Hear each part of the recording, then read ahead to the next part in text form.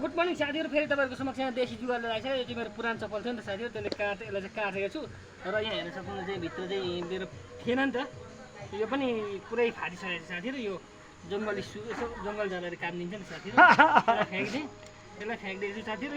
हेर्न सक्नुहुन्छ चाहिँ भित्र, अनि यसलाई चाहिँ टक्कै यसरी हाल्ने, टक्क नापेर साथीहरू।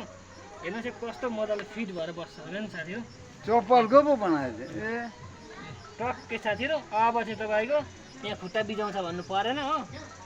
ए हेर्नुहोस् एकदम दामी छ यो चाहिँ। अब लाएर एकछिनबाट जाने हो साथीहरू, हेर्दै गरौँ। हस् त, भिडियोलाई लाइक